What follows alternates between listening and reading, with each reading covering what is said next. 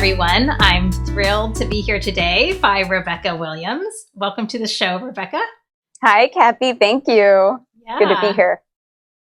Well, before we get started, let me introduce you to Rebecca. Rebecca is a story coach, executive communications coach, and a brand storyteller. She has been helping people communicate for over 2 decades in 2 languages and in 5 countries. Her theater training and early career experience as an English as a second language instructor taught her what it takes to command attention and deliver a strong message, even across cultural divides. Rebecca has worked with hundreds of companies, executives, and founders to help them speak clearly, speak for impact, and craft compelling narratives. Her work in communication includes story development and delivery coaching for pitches, presentations, and keynotes. So to start, Rebecca, I'd love to learn more about what brought you to do your current work as a story coach and executive communications coach. Yeah, gosh, it's a big question, right? Like, how do you sum up your career or how you got to where you are? I always like to begin by talking about my dad, my childhood, because my dad was an opera director.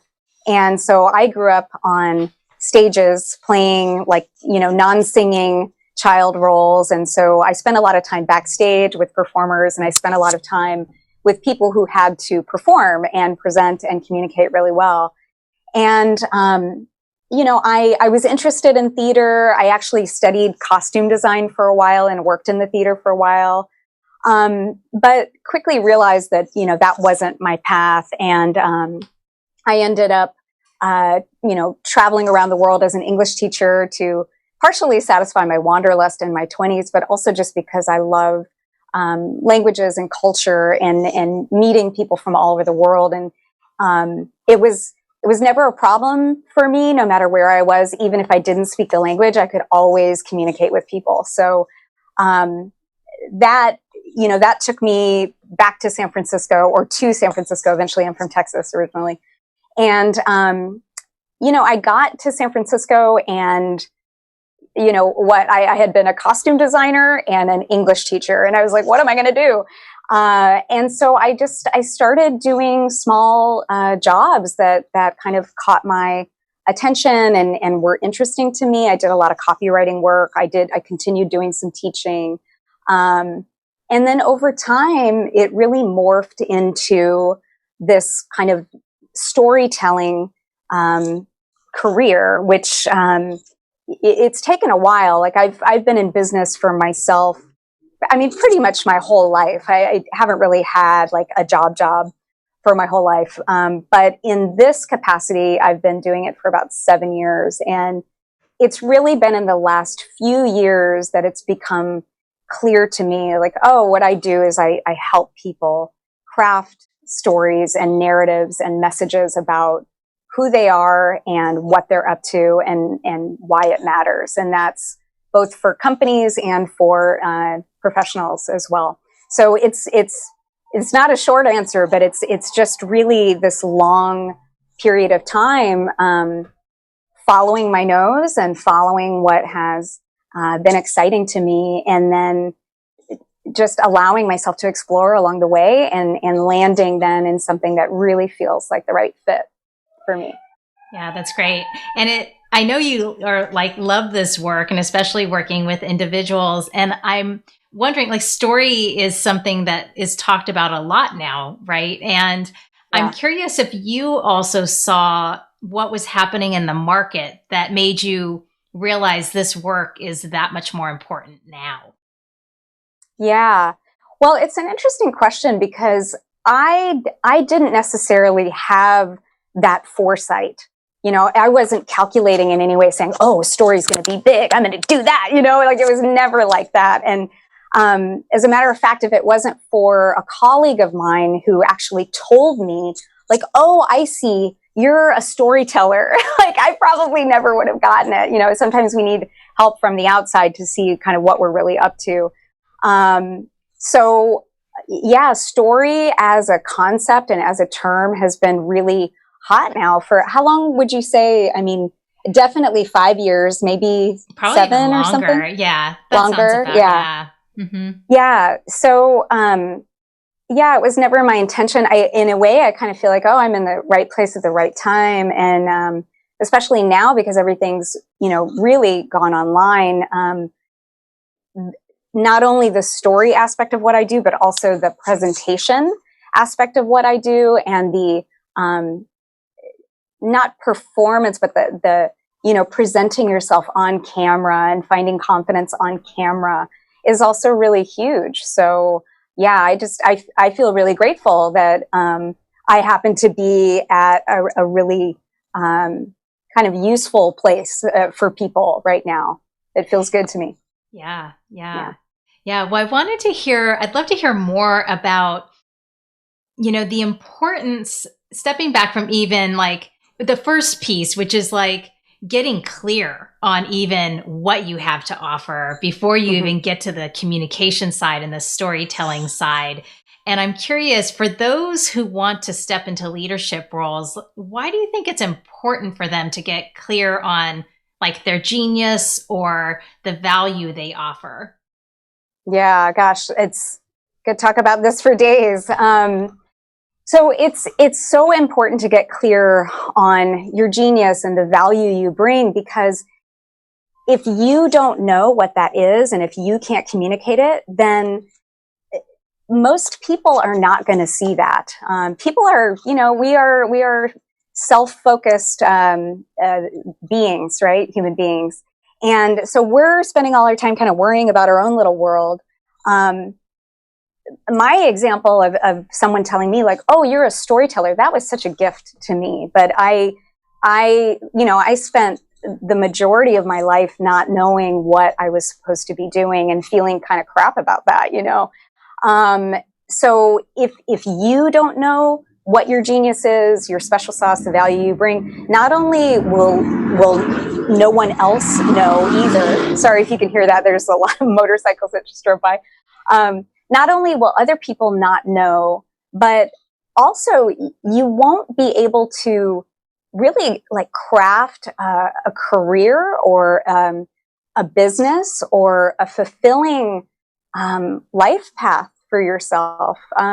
And an example of that is, before I started doing the story coaching and consulting work that I do now, I was, like I said, I was doing copywriting, I was doing some marketing stuff, and I was trying to find my way. And I was not happy in those roles. Sure, I love writing, and sure, marketing is great, but that's not my genius.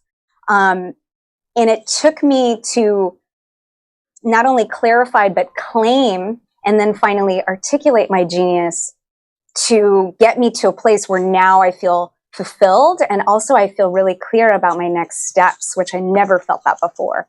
So that's the reason, the main reason why it's important to really get clear on the value you bring.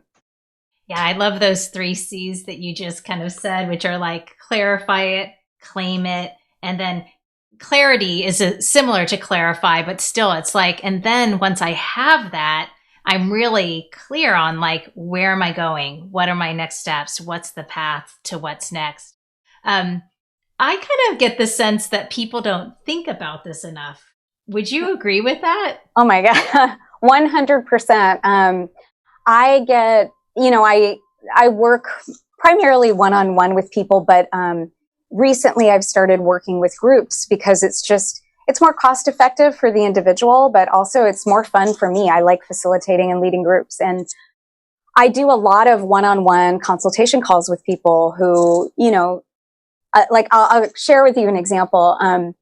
I had a woman found me I'd done a webinar, and she found my website and found my one-on-one consultation button and, made an appointment with me. And we had this 30-minute conversation. And in the conversation, I said, well, why are we on the phone? Like, what do you want? And she said, well, I need to get a job. I'm in between jobs. I'm looking for a job, and I need help with my story. Right. And it's funny because we talked for a while and we hit it off quite well. And I just had this feeling. I was like, that's actually not what you want. Like I could tell, like, oh, I think you're just saying that because you don't know of another option. But really what I saw for her was, you actually want to start your own thing, and your story is actually what will make everyone, it will give you credibility, because you've had this 35-year career in publishing. Now you want to launch your own boutique publishing firm, but if you can't own that narrative and be clear about it, then you can't launch something else, or you will, but it won't launch with that same power. So she came to me with a very different ask, and we worked together. She actually went through my Master Your Message program, and now she's doing her publishing company, and it's great. But yeah, she did not think of that.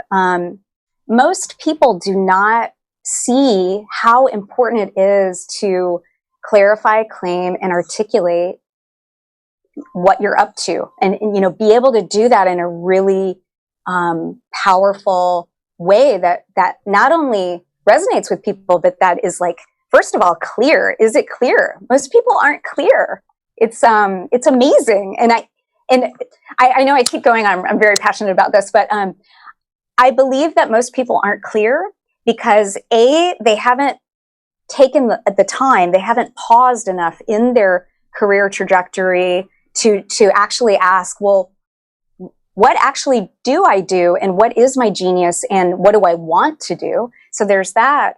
But then they can't see the forest through the trees of their own experience. So they don't know how to talk about it in a way that other people can get.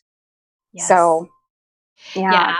Yeah. I'll definitely want to dig into this in a little bit more, because I think you're bringing up a few things. When I did research this earlier this year with people who are going through career transition, one of the things that became really clear was that most of the time people they don't recognize that there are probably 3 steps before you even get to looking for a job.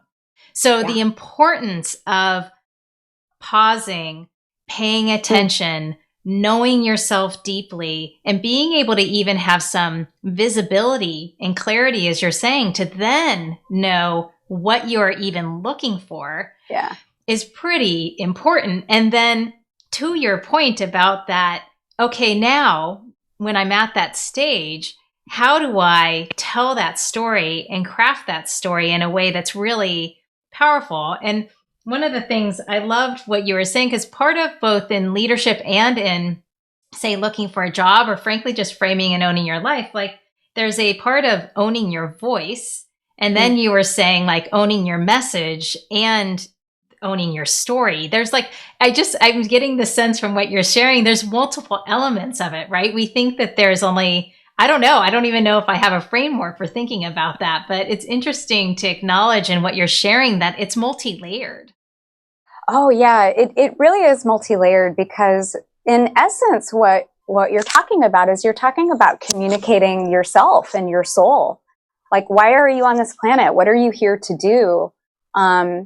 Because, I really believe in, I have a shaman that I go to regularly. And one of the things he said to me that really resonates, and I believe this wholeheartedly, and I take this message into all the classes I teach, is that every human being on this planet has a role to play. And if we don't know what our role is, then we're not really doing our work. We're not doing our job, because all of us have different skills and different geniuses. And when we find that sweet spot and we find that flow, then we can really contribute to the world and be fulfilled, right? And also have ease, like you're talking about with sustainable ambition. I can't tell you how many years I struggled because I thought I should be doing something else. Like, I thought I should be that person. I was miserable. And like, there was a lot of shame that came with it too, because at that point I was like in my mid 30s and I still hadn't figured it out. Right. It was a real struggle for me. So this work is definitely built on my own personal struggle and my own hero's journey. And it is multi-layered. It's very deep work to ask yourself these questions like, who am I? Why do I do what I do? Why do I care so much? What do I want? Like, I don't know a lot of people who can answer those questions really succinctly. Right. Yeah. And I think when you actually pause and ask, so many of us that might be a little bit any stage of our career, if you're in your 20s, 30s, or 40s or beyond, like, what do you want to be doing? So many of us are like, I don't know. I'm still figuring it out. Right. And so often people just assume or, society expects us to be so clear all the way through. Right. And so it's definitely like just even bursting that bubble that like, hey, it is a journey and we're all figuring it out as we go along, is I think really important. So I can definitely appreciate that. And, it does take work. That's the other piece that I think you're also bringing up. It's a paying attention. It's doing the work to kind of identify these things for oneself. I was also going to ask you, like, along these lines, because I know we both have worked in the brand and marketing space, and we know the importance of communication. Yet even I can resist wanting to think of myself, say, as a brand or, and I do believe it's important to master your message and to do this work, right, of identifying, like, part of sustainable ambition is starting where you were saying too, identifying what is success for yourself, that personal reward that's important to you, because that's what's going to make it fulfilling and allow you to continue to really invest over time in your career. But part of what you're sharing around this, I'm starting to realize it's not so much about, like, I talk about building one's leadership brand, and I do think that's important, but I love the angle from which you're coming at it, because yes, you need to get clear on your message, but there's something more soulful that you're talking about in how the language you're using around it. Yeah, I mean, I think so. That it's not, and I haven't, again, it's not calculated. Like, I haven't sat around like, what's the soulful angle I can bring in, right? I've gotten to that place again because of my personal struggle.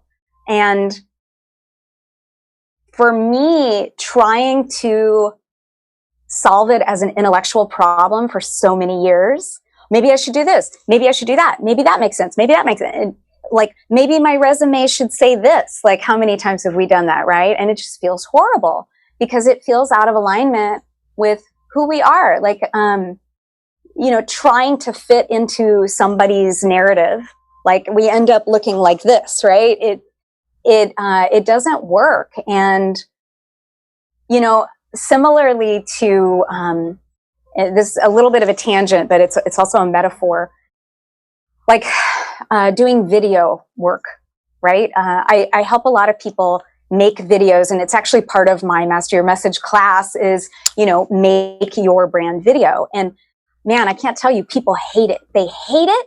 But the reason why I do it is because video doesn't lie. And that's one of the reasons why when we try to force ourselves into a role that doesn't fit us, it's uncomfortable. And we end up kind of feeling, gross about it, the way we feel gross about ourselves on video when we're being inauthentic.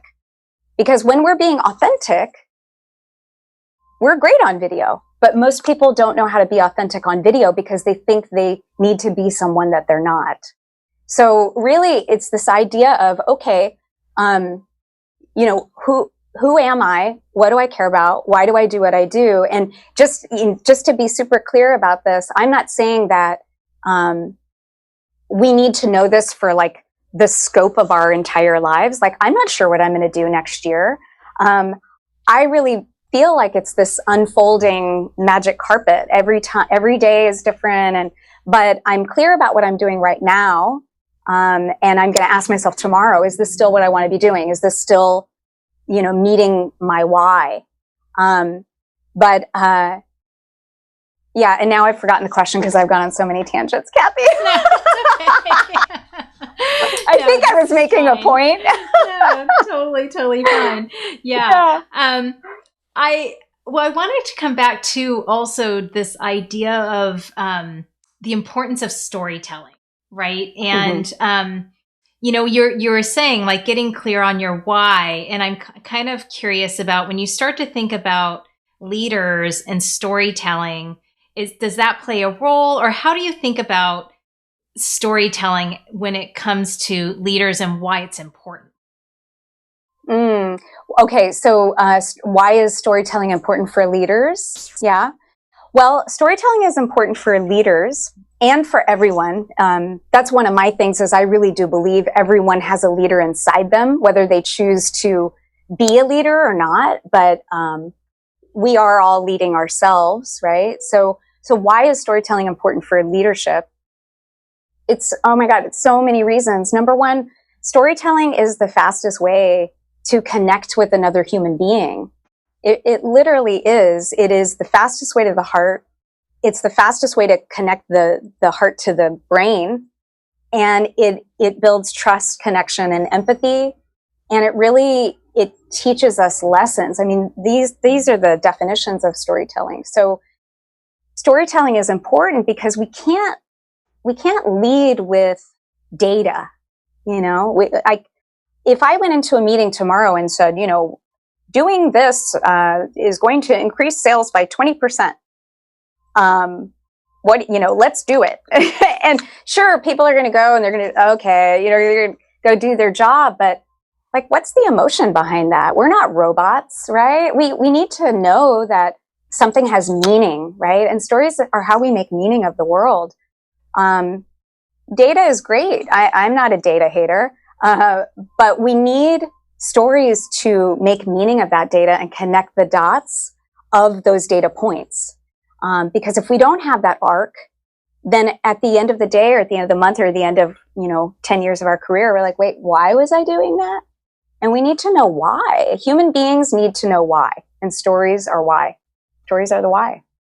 Yeah. So when you work with leaders, do you give any advice on like where they should start in kind of crafting their stories, or how do you give them techniques on here's how you can apply story anywhere within your career? Yeah. So it takes a lot of different forms. Like I've said, I teach a lot of classes. I also work with companies one-on-one with the company, so one-to-many, but so there are a lot of different formats that this training or coaching takes. And one of the things I do is I definitely teach, like, what is a story? What is a story and how do you build one? Because we can all agree, well, most of us can agree that storytelling is important, right? Especially lately, we've heard so much about storytelling. So, okay, storytelling is important. All right, we get it.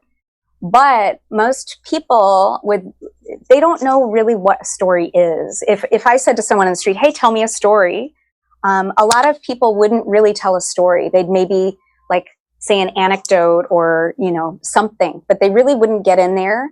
And when I say getting in there, it really means like going to an emotional place. And most people are not comfortable with that and they shy away. And that's why they talk really fast to get it over with.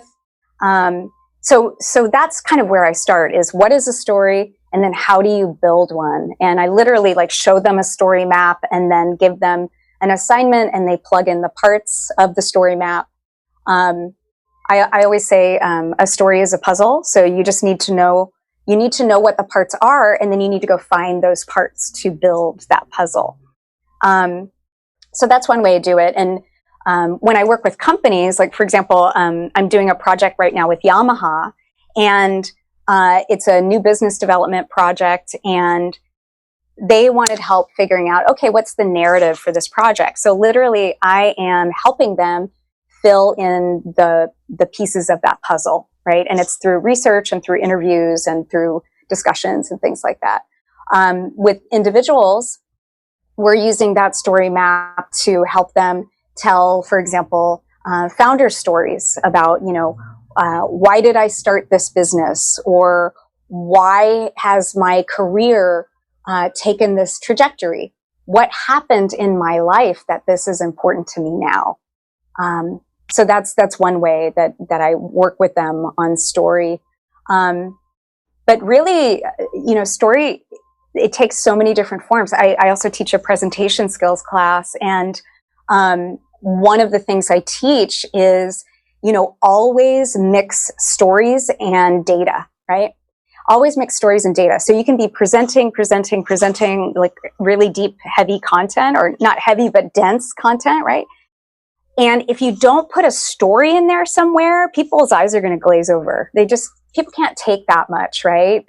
So getting them to tell a really quick story, and I mean like 2 minutes, 2.5 minutes, it just allows the audience to kind of relax and be human and engage emotionally before they jump back into, content again. So that's another example of how I work with them to use storytelling in these different ways. Yeah, that's great. One of the things that I continue to hear you punctuate is this idea of that emotional connection. Mm-hmm. And, reminds me, I'm going to get the quote wrong, but the Maya Angelou quote, I believe it is, it's not, people don't necessarily remember what you do, but they will remember how you made them feel. Mm-hmm. And I think more and more we need to be reminded of that.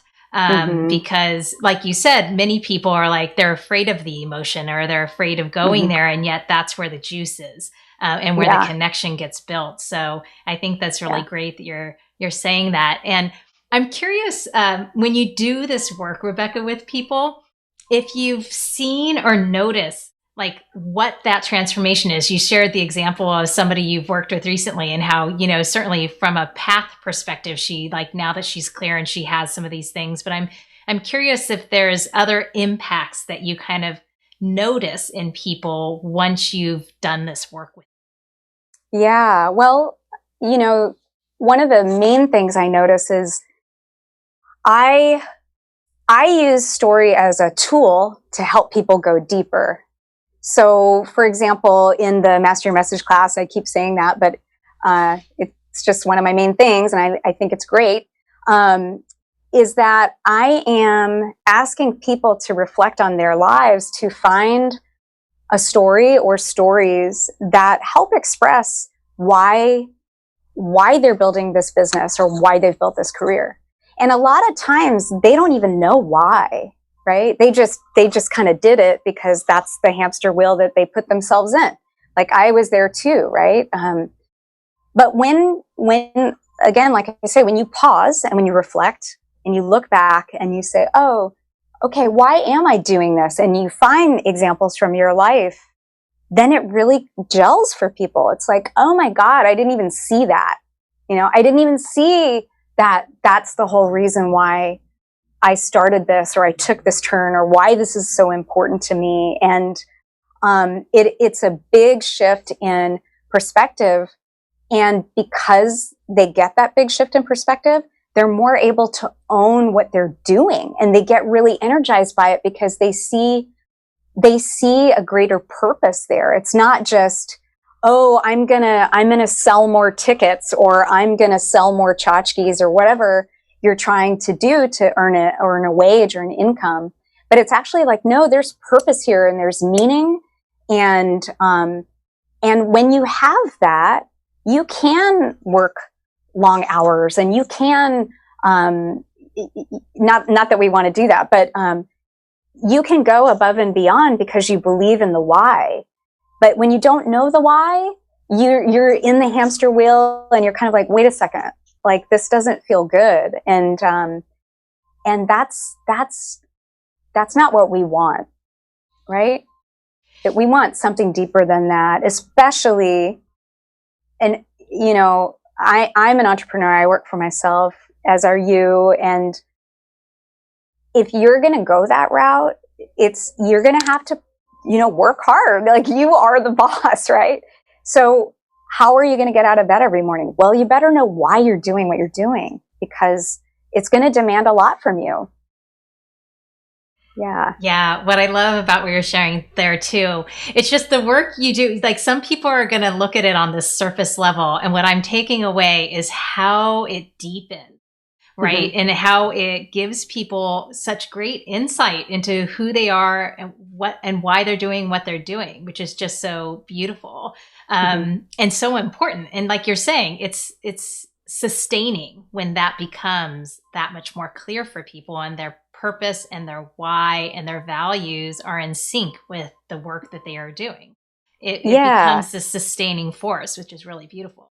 Yeah. And then when you're clear on the why, like the who I am, why am I doing what I'm doing, and what are my values? What do I care about?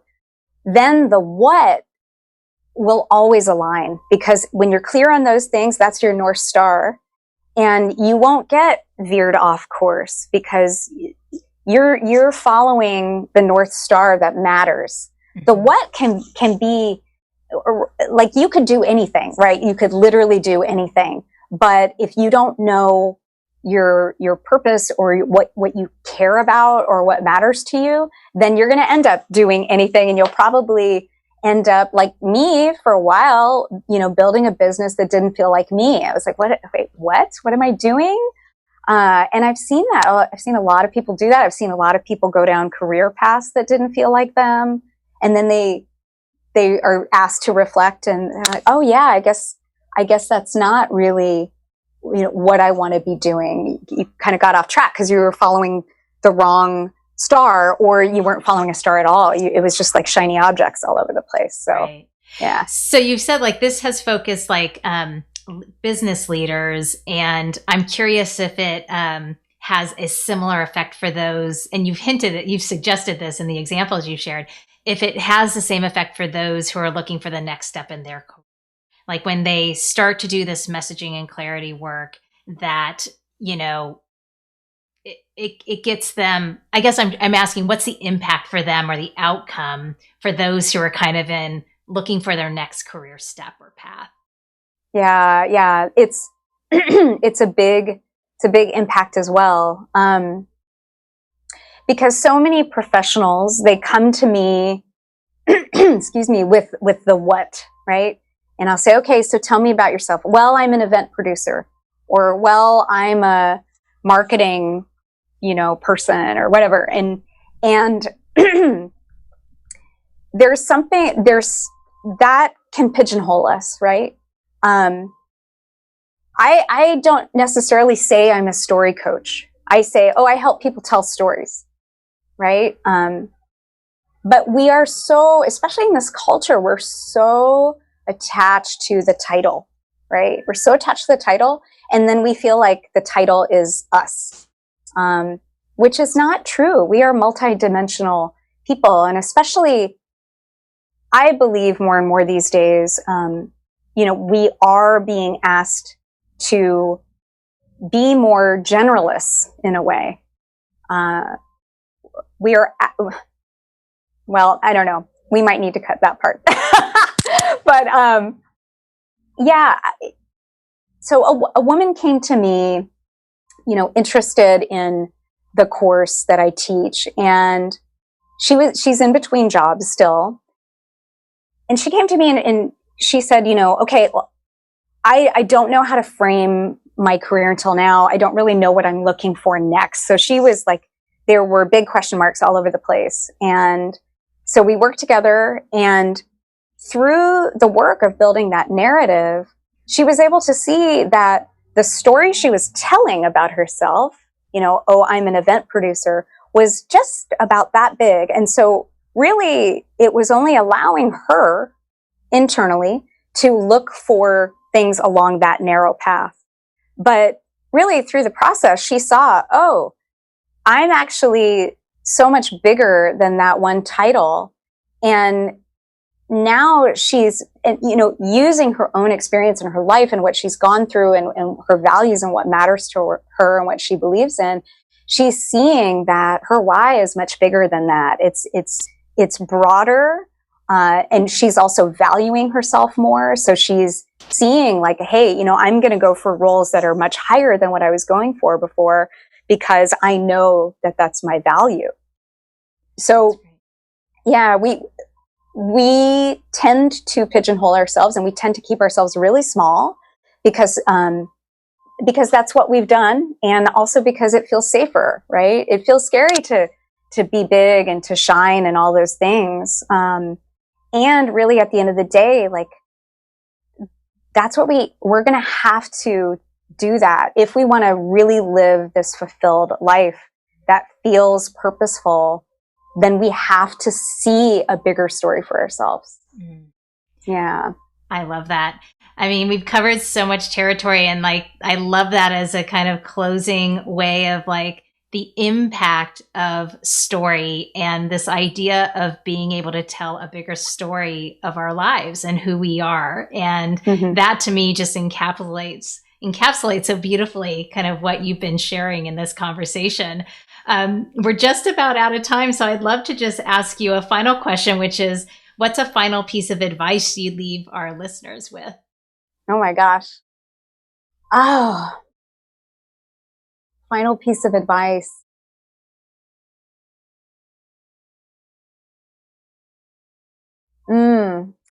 Gosh, it's tough, right? Just one thing, it's hard. But I guess my final piece of advice is, don't be afraid to tell the story. Don't be afraid to go there and be vulnerable and open yourself up. Because what I know is that the people who do that, and they do it with integrity and honesty and strength, as you know, obviously there's strength and vulnerability. Those are the people who connect with others. Those are the people who find success in their careers. And those are the people who, I don't know, dare I say, like, feel good, right? I can't say how anybody feels, but what I've seen is that people who allow themselves to speak in narrative and not in tick boxes or data, they're really powerful. And it does a great service to the species, actually, when you allow yourself to connect emotionally with other people. So do it. Yes. It's like, get clear on your story, claim it, and then go and actually communicate it to other people. I love that. Yeah. So you've mentioned, Rebecca, your Master Your Message class. Where else can people find you? And what can we do for you, and where can we direct them to stay in touch? Yeah, well, you can find me on my website. It's rebecca-williams.com. And you can also find me on LinkedIn. I believe my handle is Rebecca Williams Works. So you can find me on LinkedIn. Please connect with me. I love hearing from people, and I love chatting. So please reach out. And that's it. I do a lot of events and webinars and classes, of course. And I love having more people in the community. So please get in touch. Yes. And I'd encourage everyone, do follow Rebecca on LinkedIn. She has some great tools and assets that she shares there. So I highly encourage you to follow her so that you can find those in addition to just signing up on her website. So Rebecca, thanks so much for being here and sharing all your wisdom with us. This has been a great conversation. I really appreciate it. Yeah, thank you so much, Kathy. I really appreciate it. This was fun. Yes, agreed. Thanks. Find more inspiring interviews and get show notes for this episode at sustainableambition.com/podcast. Make sure you don't miss an episode or my insider tips, guides, and tools by signing up for Sustainable Ambition Forum, my twice-monthly newsletter. Sign up at sustainableambition.com/subscribe. Thanks again for joining me. Speak with you next time.